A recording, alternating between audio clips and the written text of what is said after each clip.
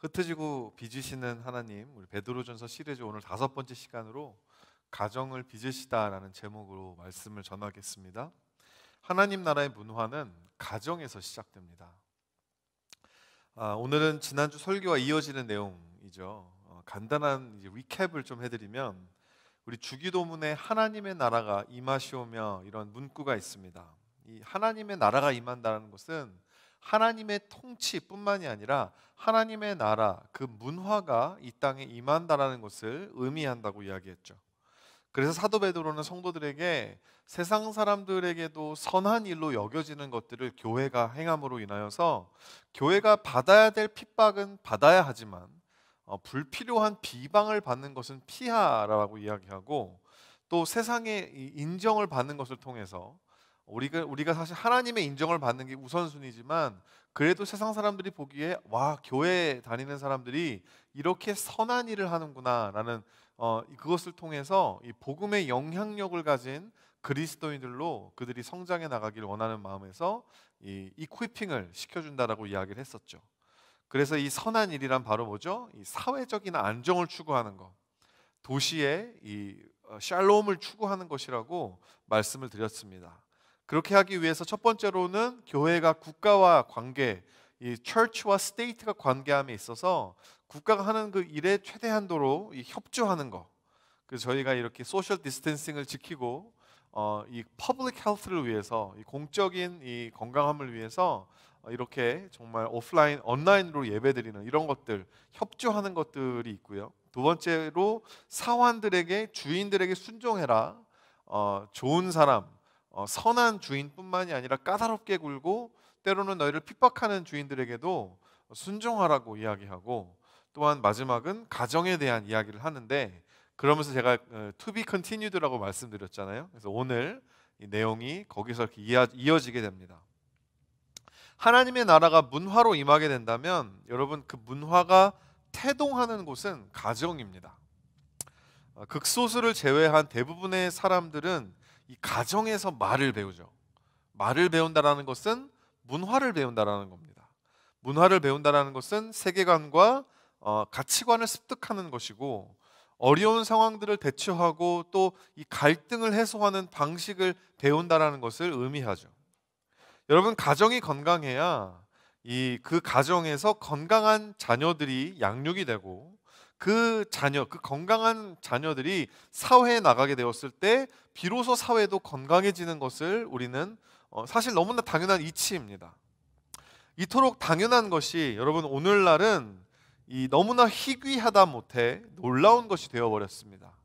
정말 건강한 이 가정, 이게 가정이 건강한 게 사실은 하나님의 우리 세상을 창조하신 너무나 당연한 이치였는데도 불구하고 이것이 인간들의 죄로 말미암아 너무나 희소성 있는 것이 되어버렸다는 거죠. 이 참 애석한 현실이 아닐 수 없습니다.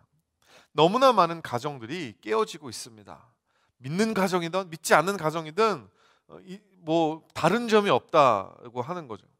깨어진 가정에서 오히려 하나님을 만나게 되는 놀라운 은혜를 경험하는 경우도 있습니다.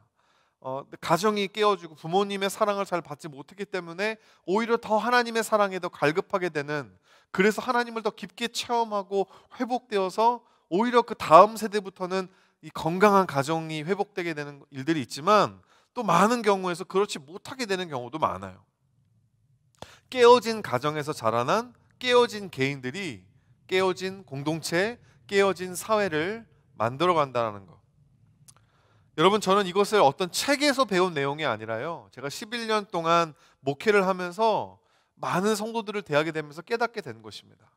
우리 안에 있는 깨어짐, 우리 안에 있는 상처들, 여러 이 모든 것이 근원이 우리의 깨어진 가정에서 왔다라는 것을 저의 삶을 통해서, 또 제가 만났던 많은 성도님들의 삶을 통해서 알게 되었다라고 하는 거죠. 저는 청년 사역자라고 스스로를 생각하는데요, 청년 사역자는 그냥 청년들만 상대하는 게 아니라 그 청년들이 앞으로 이루어 나갈 가정들을 준비시키는, 저는 그래서 청년 사역은 가정 준비 사역이라고 이야기하고 싶습니다. 경건한 가정을 만들 영적인 준비를 해야 할 때가 바로 이 청년의 때라고 하는 거죠. 여러분, 나이가 들어서 저절로 잘하게 되는 게 있는 반면에 그렇지 않은 게 많습니다. 신앙생활은요, 후자에 속해요. 나이가 든다고 저절로 신앙생활 잘 되는 게 아니죠. 특히 경건한 가정을 세우는 것은 더더욱 그렇습니다. 나이가 든다고 더 그냥 저절로 좋은 배우자, 좋은 부모가 되는 게 아니라는 것입니다. 오늘 본문을 통해서 하나님께서 빚어주시는 경건한 가정, 그 경건한 가정을 세워지기 위해서 우리가 무엇을 배워야 하는지 세 가지를 함께 살펴보겠습니다. 첫 번째로 경건한 가정에서 관계의 질서를 배웁니다.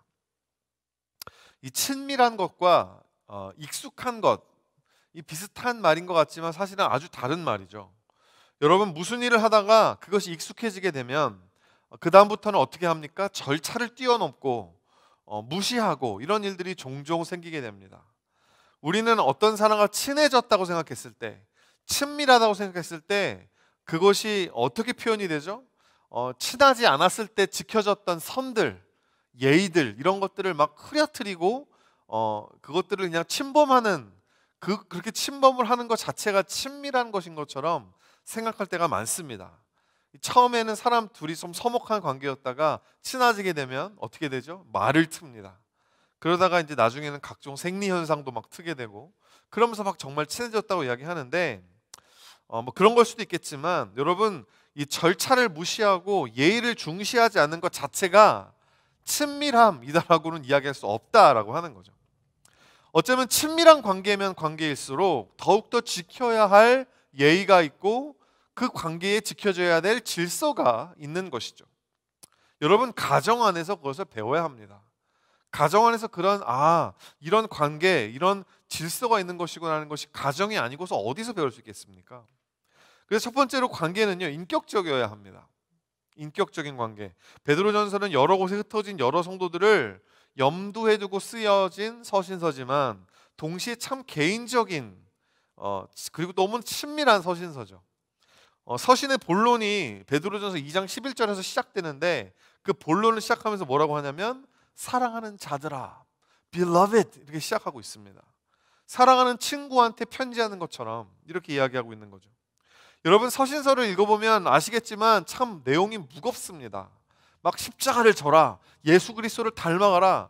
여러분, 이런 내용을 염두에 두면 차라리 사랑하는 자유보다는 막 제군들이여, beloved가 아니라 comrades 이러면서 좀 비장한 말투가 더 어울릴 것 같은데, 사도 베드로는 아주 친절하고 인격적인 모습으로 성도들을 대하고 있는 것을 보게 되죠. 여러분, 저도 설교를 하면서 사랑하는 성도 여러분 많이 하잖아요. 그냥 제가 할 말이 없어서 하는 게 아니라 그런 의미입니다. 여러분, 너무 자주 해서 상투적으로도 들릴 수 있겠지만, 여러분, 그 말 안에, 사랑하는 성도 여러분, 이 말 안에 제 안에 다 표현되지 못하는 여러분들을 향한 사랑과 또 연민과 안타까움, 또 요즘 들어서는 그리움이 농축되어 있는 말이라는 것을 여러분 믿어주셨으면 좋겠습니다. 그러니까 아무 때나 사용하지 않아요. 설교를 준비하면서 딱 이 포인트에 정말 제 마음을 여러분에게 호소하고 싶을 때 사랑하는 성도 여러분 이렇게 이야기하는 것입니다. 설교 내용은 때로 좀 저도 무거울 수 있지만 그 말씀을 전하는 제 중심이 저 인간 김성민의 마음이 아니라 하나님이 저에게 주신 성도들을 사랑하는 아버지의 마음이 될 수 있게 되기를, 그것이 변치 않을 수 있도록 여러분 기도해 주시기를 바랍니다. 오늘 본문에도 계속 이어지는 것이, 그러면서 계속해서 이 사도 베드로가 이 사람들을 어드레싱 하면서 2장 18절과 3장 1절과 7절에 사환들아 라고 이야기하고 아내들아, 남편들아, 이렇게 이 각 부류의 사람들을 부르고 있는 것을 보게 되죠. 인격적인 것입니다. 한 가지 재밌는 게 뭐냐면, 고대 그리스와 로마의 철학자들은 이 household codes, 지난주에 말씀드렸죠. 이 가정의 지침을 주기 위해서는 대부분 누구한테 이야기하냐면 주인들과 남편들에게만 이야기합니다. 사환들과 아내들을 거느린 귀족들을 위한 그 귀족들을 위한 이 지침들이었기 때문에 이 아리스토텔레스는 절대 노예와 말을 섞지 않았어요. 그래서 그 노예들을 거느린 주인들에게는 이렇게 이야기합니다. 저 노예들은 노예로 태어났기 때문에 노예에 취급을 해야 된다. 저들은 주인들의 지배를 받는 편이 훨씬 낫다. 이런 식으로 주인들에게 노예들에 대해서 이야기하지만 노예들에게 직접적으로 이야기하지 않는다라는 거예요. 하지만 베드로는 주인을 건너뛰고 사환들에게 직접 이야기하는 것입니다. 이게 인격적인 것이죠. 남편들에게 남편에게 순종하라고 가르쳐라, 이렇게 남편들에게만 이야기하는 게 아니라 아내들에게 직접 남편들에게 순종해라라고 가르치고 있다는 것입니다. 여러분, 우리에게는 이런 게 너무 당연한데요, 그 당시에는 이런 이 서신서에 나오는 이런 내용들이 아주 문화 충격이었다라는 거예요. 여러분, 이 자체로 기독교는 이미 그 시대를 수천 년 앞서간 이 문화적으로 너무 어드밴스된 종교였다라고 하는 것입니다. 또한 관계는 공평해야 합니다. 베드로전서 2장 18절, 사환들에게 이렇게 이야기하죠. 범사에 두려워함으로 주인들에게 순종하되 선하고 관용하는 자들에게만 아니라 또한 까다로운 자들에게도 그렇게 해라.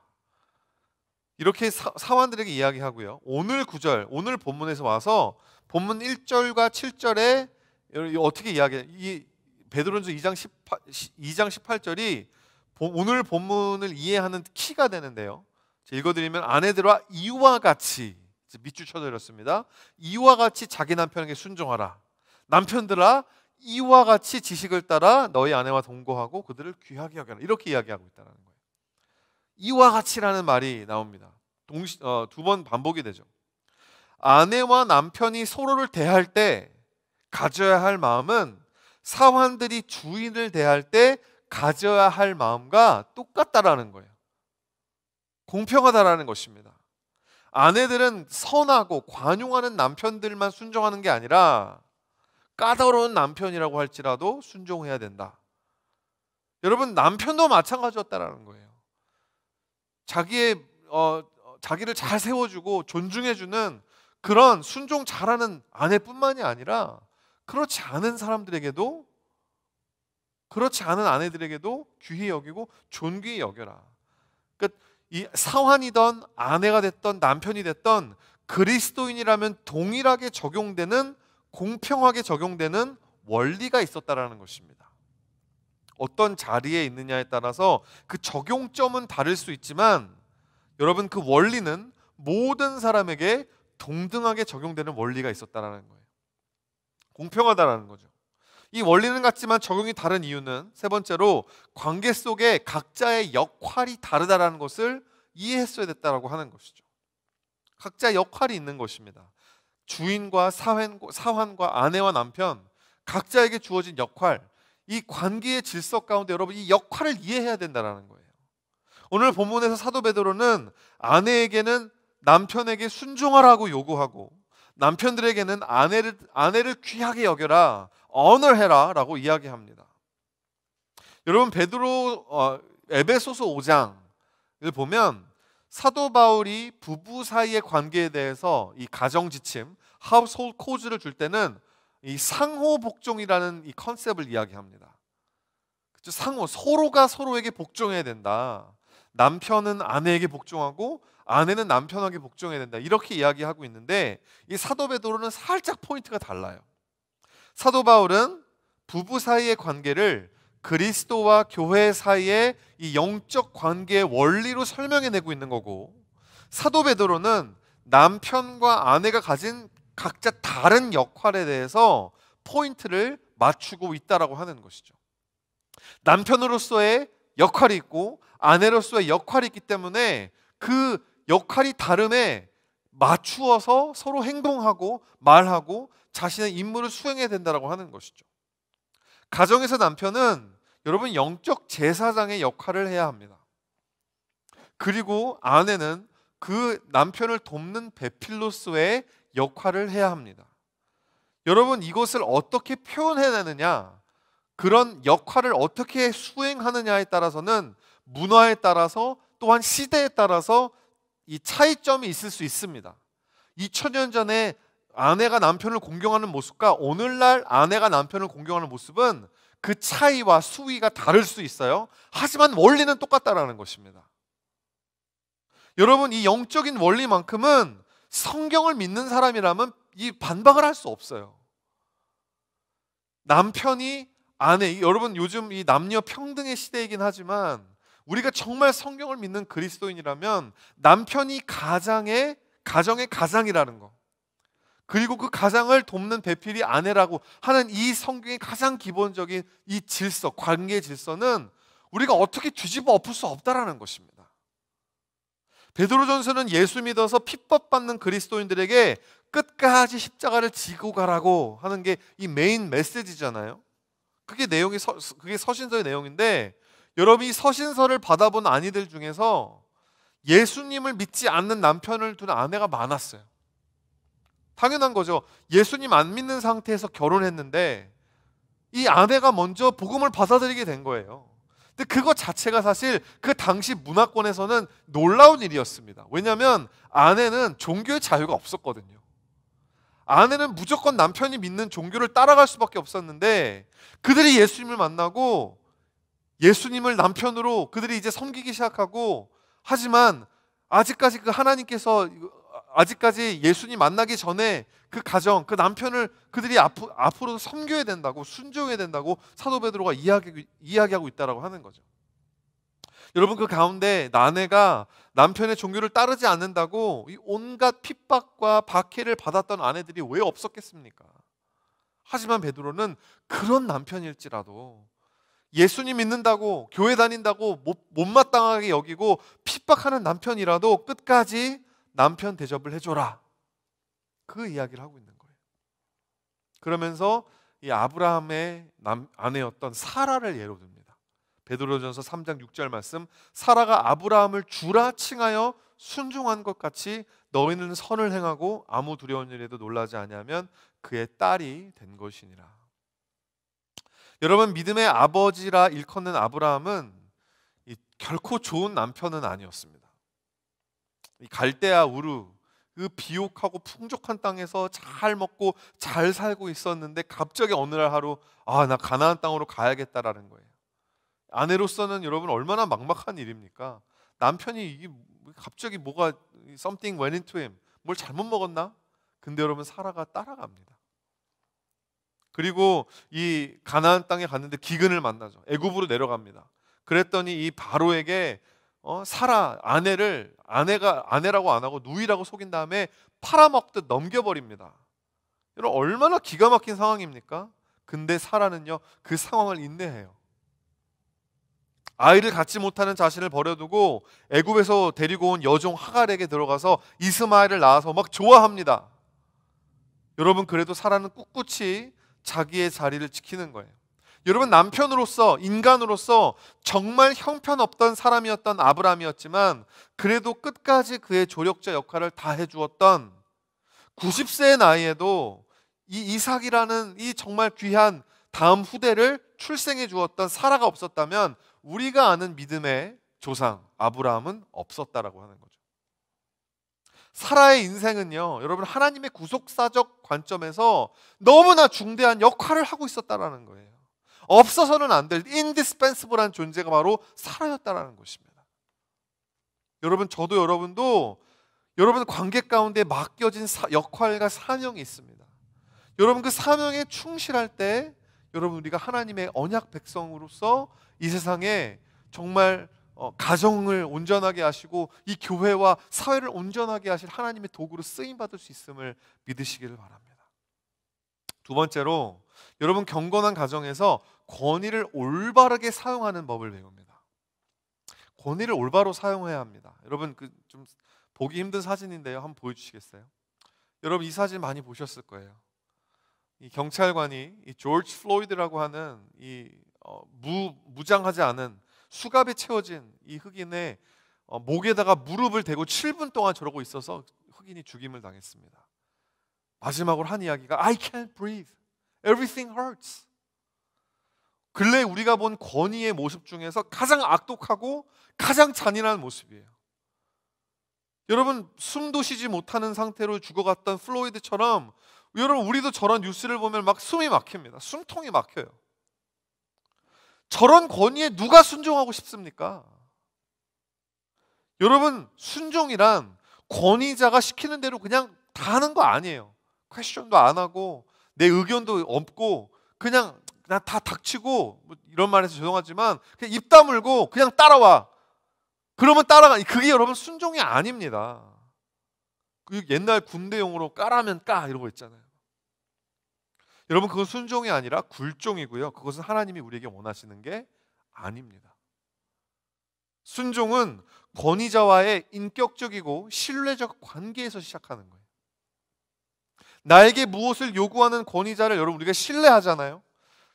나를 너무나 그 권위를 가지고 나를 너무 귀히 여겨주기 때문에, 나를 세워주기 때문에 내가 그 권위자를 신뢰하고 사랑하면요, 순종은요 숨 쉬는 것처럼 편합니다. 자연스러운 거예요. 여러분 순종이 부담스럽고 내키지 않고 뭔가 억압을 당하는 것 같고 그렇다면 여러분 그 순종하는 것 자체라기보다는 내가 저 권위자와 관계가 좀 안 좋구나, 내가 제 권위자를 믿지 못하고 있는 것이구나, 이런 생각이 있는 거야. 내가 저 사람이 시키는 대로 했다가 나만 이용당하는 거 아니야? 과거의 권위자로부터 받았던 상처 혹은 학대로 인한 쓴뿌리가 있을 때, 특히 가정 안에서 내가 가장 신뢰하고 내가 가장 사랑하는 부모로부터 받았던, 부모가 그 권위를 잘못 사용했기 때문에 받았던 그 쓴뿌리, 그 트라우마 때문에 모든 권위에 대해서 보편적이고 불특정한 불신을 가지고 있는 거예요. 무조건 어떤 권위가 됐든지 간에 무조건 저항하고 보는 게 어떻게 보면 우리의 디폴트가 된 것입니다. 그게 이 세대가 가지고 있는 문화의 디폴트인 거예요. 무조건 권위자는 한번 브레이크를 밟고 봐야 돼.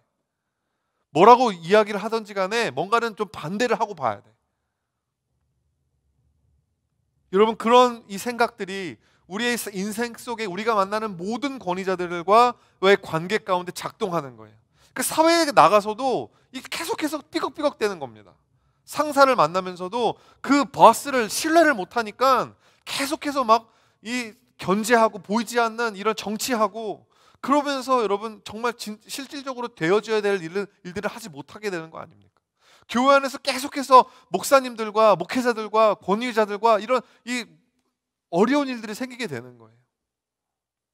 권위를 올바르게 사용하는 권위자를 한 번도 본 적이 없는 거죠.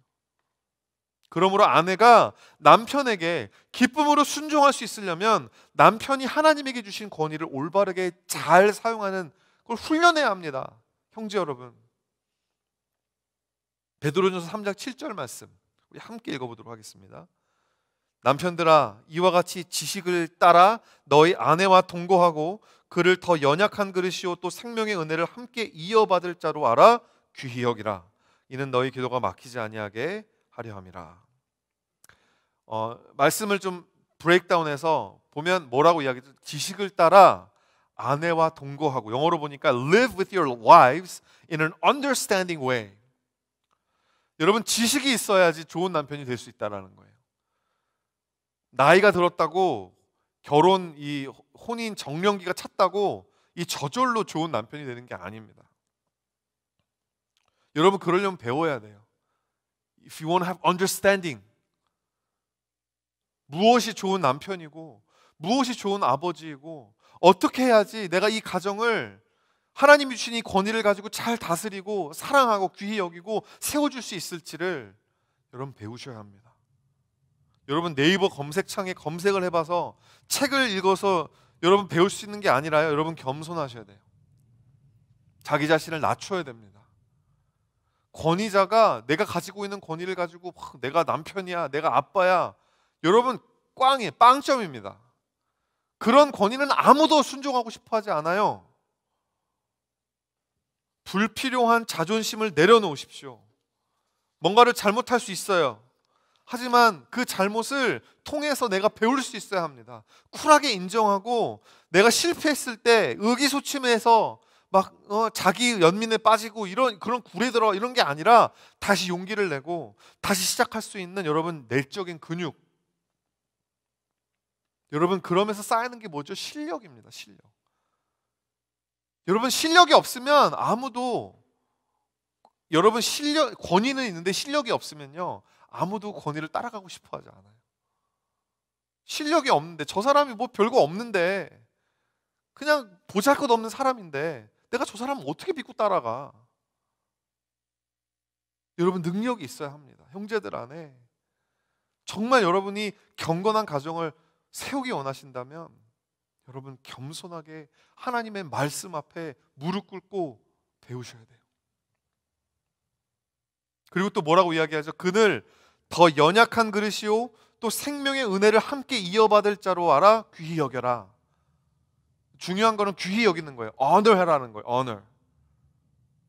여자가 대체적으로 육신적으로는 남자보다 연약하죠. 그리고 그 당시에는 지금은 아니에요. 사회적으로도 여자가 남자보다 취약한 존재였습니다. 그렇기 때문에 하는 이야기이기도 하지만 더 중요한 포인트가 있어요. 사도 베드로가 이 이야기하는 이거를 여러분 고린도전서 12장 22절과 23절 말씀을 통해서 좀 이해해 보도록 하겠습니다. 제가 읽어드릴게요. 더 약하게 보이는 몸의 지체가 도리어 요긴하고 우리의 몸에 덜 귀히 여기는 그것들을 더욱 귀한 것들로 입혀주며 우리의 아름답지 못한 지체는 더욱 아름다운 것을 얻느니라. 아멘. 권위가 여러분 올바르게 잘 사용되면 연약한 지체들이 보살핌만 받는 게 아니에요. 너는 연약하니까 그냥 도와줘야 돼. 이것뿐만이 아니라 오히려 그 연약한 지체들일수록 더 요긴한 역할을 할 수 있도록 empower가 된다라는 겁니다. 그게 권위예요, 여러분.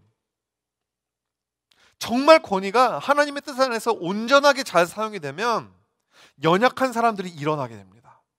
연약한 사람들 안에 그들이 가지고 있는 은사가 발동되게 됩니다. 은사가 발견되어지고 그것들이 그 권위, 그 세이프한 권위 안에서 발견될 뿐만이 아니라 이 샤픈되는 거예요. empower가 되고 세워진다라고 하는 것이죠. 연약한 그릇이라고 하는 거예요. 연약한 그릇, weaker vessel. 하나님이 주신 권위를 올바로 잘 사용하는 남편의 영적 리더십 아래 순복될 때 하나님께서 사용하시는 귀한 그릇이 될 수 있다라고 하는 거죠. 여러분 지금은 형제들이, 남자들이 너무 가정 안에서 영적 권위를 잃어버렸어요. 스스로 그 권위자라 생각을 안 해요. 다 아내에게 떠맡깁니다. 그러니까 무시당하죠. 남편을 계속 무시당하니까 집안에서 무시당하니까 가정에서 무시당하니까 또 가정에 마음을 붙이지 못하고 다른 곳에 떠돌아다니고 가정을 소홀히 하고 그런 남편을 향한 아내는 정말 마음에 리센트먼트가 생기고 미움이 생기고 분노가 생기고 그러면 서로 소통이 끊어지게 되고 소통이 끊어지니까 고통이 찾아오고 여러분 그렇게 가정이 깨어지는 거 아닙니까? 이 영적 관계에 이 질서가 온전히 회복돼야 됩니다. 그러려면 사랑하는 형제 여러분 영적 권위자로서 훈련 받으셔야 돼요. 영적인 리더가 되기로 여러분 결정하셔야 합니다. 그런 준비가 되지 않았다면 여러분 함부로 다른 이런 이자매 저자매 찝적대지 마세요. 정말 그런 내가 영적 권위자로서 한 가정을 책임질 수 있는 그런 파워가 내 안에 있을 때 정말 내가 그렇게 살고자 하는 열망으로 가득 찰 때 여러분 그때 자매들에게 대시도 하고 청원도 하고 하십시오. 그렇다고 여러분 제가 뭐 아예 그냥 준비 안 돼서 아무것도 하지 말라는 게 아니라 그 정도로 여러분에게 여러분을 좀 자극시켜드리고 싶은 거예요.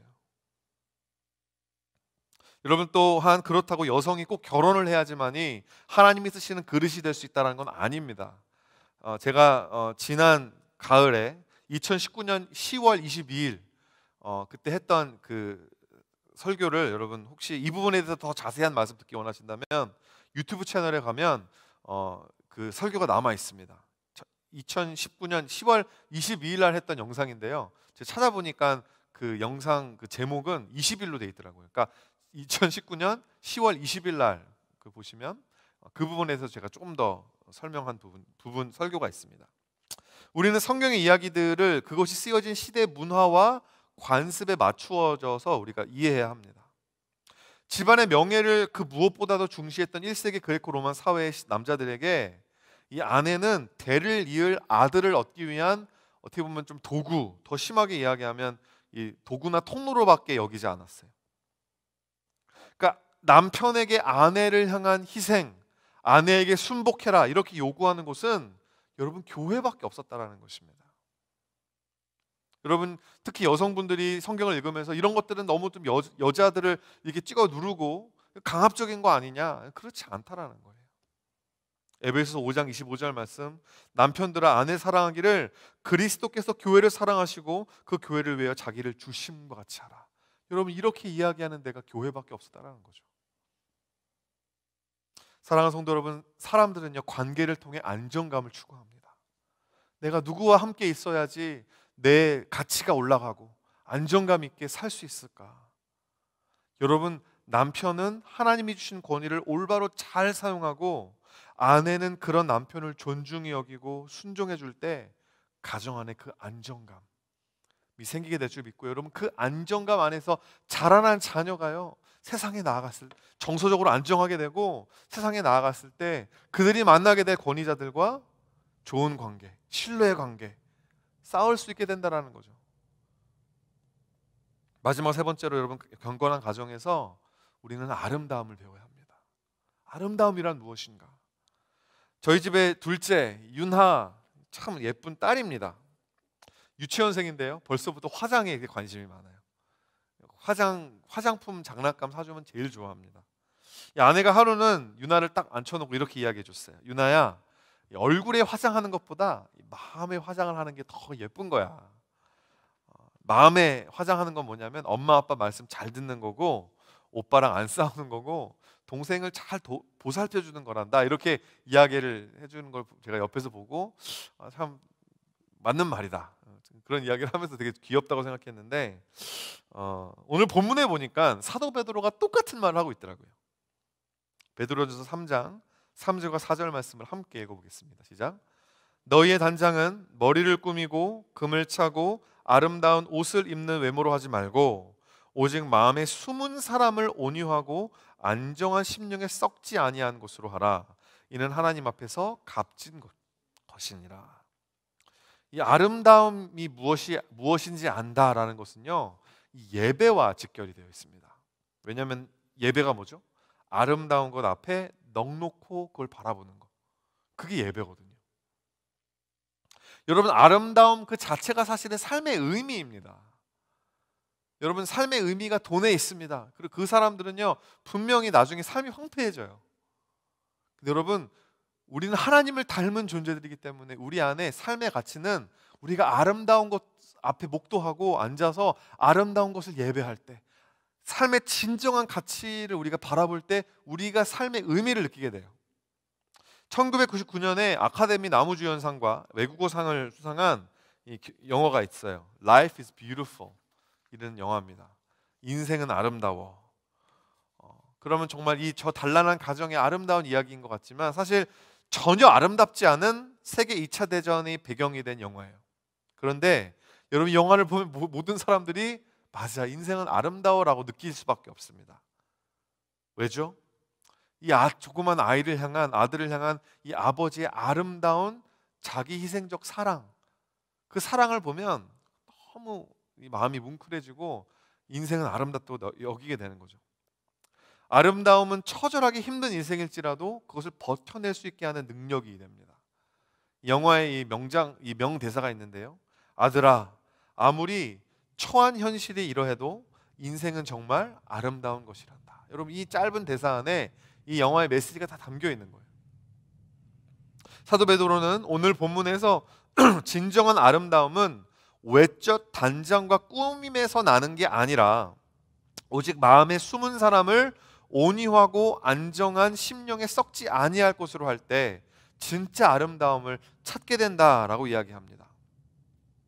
그래서 여러분, 오늘 이 본문 말씀을 또 살펴보면 여러분, 내면의 아름다움을 추구하셔야 돼요. 내면의 아름다움. 외적 아름다움을 가꾸는 것도 좋습니다. 여러분, 하지 말라는 거 아니에요. 그렇지만 여러분, 무엇보다 풍성한 내면 세계가 여러분 안에 있어야 합니다.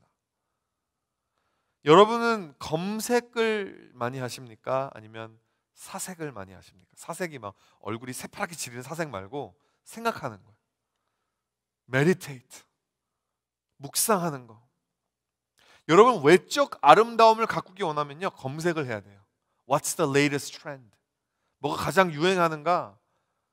검색을 해야 되지만 여러분, 내면 세계를 아름답게 가꾸기 원한다면 검색이 아니라 사색을 하셔야 됩니다.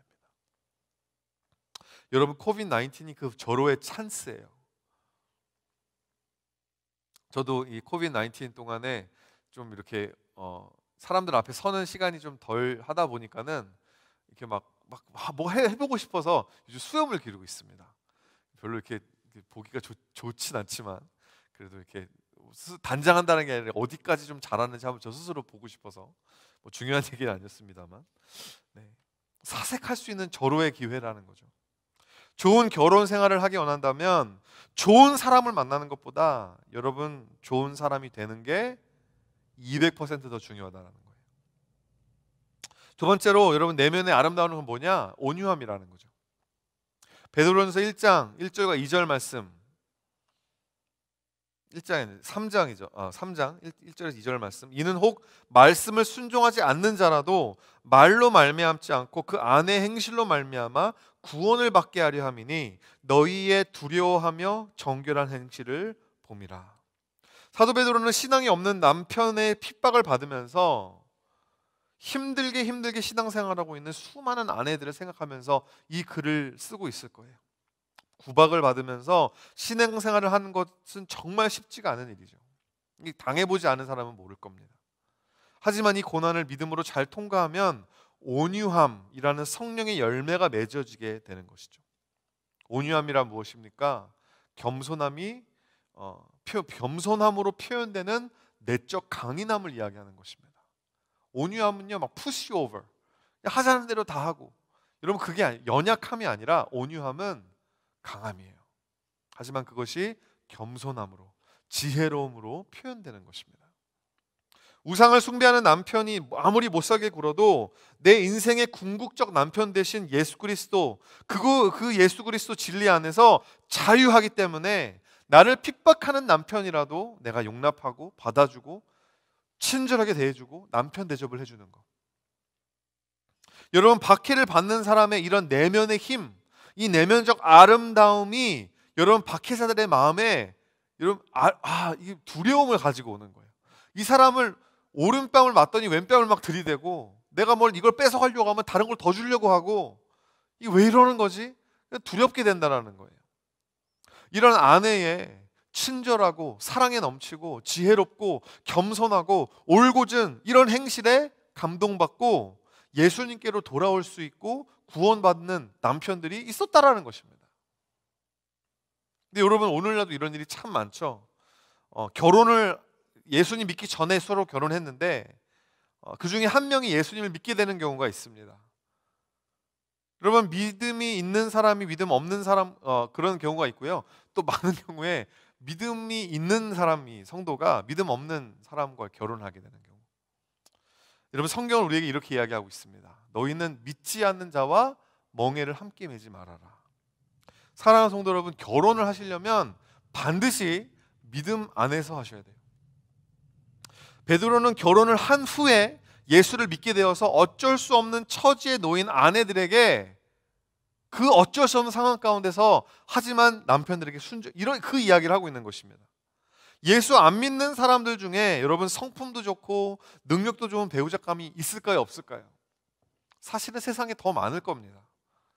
교회를 아무리 둘러봐도 믿음이 좋으면 좀 능력이 없고, 능력이 좋으면 믿음이 좀 현찮고, 그냥 차라리 그럴 바에야 그냥 나한테 잘해주고 나를 사랑해주는 그냥 세상 사람 만나는 게 낫지 않은가. 이 킴스 컨비니언스라는 거기에서 그 첫 번째 시즌에서 그 앤드리아 누구죠? 자넷이 엄마가 이 남편을 구하는데 cool Korean Christian boyfriend 어딨냐고 이야기하니까 이렇게 이야기합니다. 쿨하고 교회 다니는 한국인 남자는 없어요. 쿨하고 교회 다니면 한국인이 아니고, 쿨하고 한국인이면 교회 안 다니고, 쿨하고 교회 다니는데 한국인이면 걔네들은 여자라고요. 이렇게 이야기, 정말 공감이 되더라고요. 여러분, 교회에 아무리 찾아봐도 사람이 없으니까 내리게 되는 불가피한 결정이 뭐죠? 믿음은 없어도 믿음 빼고 다 있는 사람, 내가 결혼해서 내가 살면서 전도해야겠다. 예수님 믿게 해야겠다. 여러분, 그것은 마른 장작을 짊어지고 불타는 불 속으로 들어가는 것과 같습니다. 남편과 예수님을 함께 예배해도요, 여러분 남편이 아무리 신실한 그리스도인이라고 해도 그래도 가정생활은 힘들어요. 근데 여러분, 남편과 예수님 사이에서 매 순간마다 갈등해야 되는 상황, 여러분 그렇게 평생 사실 수 있으세요? 감당할 수 있으시겠습니까? 여러분 이미 늦으셨다면, 이미 결혼하셨다면 어쩔 수 없습니다. 남편을 잘 순종하고 인내하시고, 그래서 정말 어떻게 해요? 전도해야죠. 해봐야죠. 그러면 오늘 본문의 말씀이 그런 여러분들에게는 참 위로가 되고 도전이 되었으면 좋겠지만요, 아직 그런 상황이 아니신 분들은 지혜롭게 정말 교회 안에서, 믿음 안에서 결혼하시길 바라고요. 그러기 위해서는, 그래서 다시 한번 형제님들, 여러분 믿음도 중요하고요, 능력도 너무 중요합니다. 마태복음 5장 5절 말씀, 온유한 자는 복이 있나니 그들이 땅을 기업으로 받을 것이며. 온유한 이 내적인 아름다움을 가꾸는 여러분 되시기를 주의 이름으로 축원드립니다. 마지막 세 번째로, 내면의 아름다움은 썩지 않는다라는 거죠. 여러분 외적인 아름다움은 썩습니다. 후패합니다. 하지만 우리 내면은 계속해서 새로워져요. 그리고 또한 결혼은 일시적인 겁니다. 여러분 천국에 가게 되면, 예수님 다시 오시게 되면 장가 가는 것도 없고 시집 가는 것도 없다고, 우리가 천사들처럼 살 것이라고 예수님 말씀하시죠. 천국은 오직 남편이신 예수님과 오직 신부인 교회의 가장 아름답고 순결한 한 몸됨이 있는 곳이 천국이에요. 여러분 가정도 사회도 국가도 하나님의 나라가 임하게 되면요, 다 거의 의미와 이걸 다 상실해 버리고, 그냥 그때는 정말 우리를 구속하신 주님과 나밖에 없는 거예요. 하지만 고난과 시험을 통해 연단된 여러분의 내면 세계, 여러분의 그 아름다움, 온유함, 오래 참음, 사랑, 희락, 이런 것들은요, 여러분의 그 소문 속사람은 영원히 썩어지지 않고 예수님과 함께 영생토록 살게 된다는 것, 그것을, 그 내면의 아름다움을 추구하라고 하는 것입니다. 말씀을 마치면서 제 이야기를 좀 드리려고 해요. 9년 전에 저와 제 아내가 결혼 날짜를 잡고 결혼 준비를 할 때 가장 큰 고민이 되었던 게 뭐였냐면, 이 정착할 곳을 정하는 것이었습니다. 근데 저는 큰빛교회 이 일개 파트타임 전도사였고요, 아내는 밴쿠버에서 정말 명망 있는 사립학교에서 2년차 일을 하는 교사였습니다. 여러분 현실적으로 뭐가 더 메이크센스 하죠? 제가 밴쿠버에 가는 게 훨씬 더 메이크센스 합니다. 근데 제가 기도할 때마다 하나님이 저한테 토론토에 남으라는 말씀을, 그런 마음을 계속 주시는 거예요. 큰빛교회에서 사역해라, 거기서 목회를 배워라, 이런 말씀을 계속 주시는데, 근데 저는 이 아내를 그 이야기를 아내에게 하는 게 너무 부담스러운 거죠. 왜냐하면 아내가 여기로 오게 되면 이 교사 일자리가 많이 없다고, 너무 힘들다고들 다들 이야기하는데, 여기 데려왔다가 내가 책임질 수 있을까? 나한테 그런 능력이 그때는 없었거든요. 어떻게 해야 되나? 너무 부담스럽고 너무 두려웠습니다. 그래서 하루는 토론토에 같이 이제 있었을 때였는데요, 그때 새벽 기도에 같이 가가지고 함께 기도를 했습니다. 하나님께서 뭐라고 말씀하시는지 함께 음성을 들어보자. 기도를 다 끝나고 같이 나누는데, 저는 그래도 하나님이 똑같이 토론토에 남으라고 말씀을 주시는데 그 이야기를 할 수가 없는 거예요. 그래서 아내에게 먼저 이야기하라고, 아내는 나한테 먼저 이야기하라고, 서로 막 이렇게 공방을 벌이다가 나중에는 제가 져서 언제나 그런 것처럼 제가 이제 먼저 이야기를 했죠. 하나님이 쭈뼛쭈뼛 자신 없는 목소리로 토론토에 남아있으라는 마음을 주시는 것 같다고 이렇게 이야기를 했는데요, 그때 아내가 어떻게 이야기했냐면, 사실 나는 결혼을 결심한 이후로 토론토에 옮겨야겠다는 생각을 지금까지 하고 있었다고. 그러면서 저한테 I believe in your future 이렇게 이야기해 주는 거예요. 그때 얼마나 고맙던지, 얼마나 미안하고 고맙고 이러면서 제가 눈물이 핑 돌았었습니다. 얼마나 정말 내가 사랑하는 사람으로부터 신뢰받는다라는 것이, 존중받는다라는 것이, 이런 느낌이 너무 날아갔던 기쁜 거예요. 그래서 저는 그 이후로 저희 아내에게 빚진 마음으로 사는 거예요. 나와 같이 살아주는 거니까, 함께 해주는 것이니까 너무나 고마운 마음으로 살고 있다고 하는 거죠. 사랑하는 성도 여러분, 하나님께서는 저와 여러분을 통해 이 땅에 하나님의 나라를 임하게 하시기를 원합니다. 여러분, 그 시작은 어디냐면 가정이에요. 경건한 가정을 여러분 하나님께서 세워주실 줄 믿고 바라고 원하는 마음으로 기도하시기를 바랍니다. 아무도 만날 수 없는 이 시간을 통해 여러분의 내면이 더욱더 아름답게 빚어나가게 되기를 예수 그리스도의 이름으로 축원드리며 오늘 예배를 말씀 마치도록 하겠습니다. 깨어진 자들을 회복하심으로 경건한 가정을 세워나가시는 하나님을 찬양합니다. 아멘.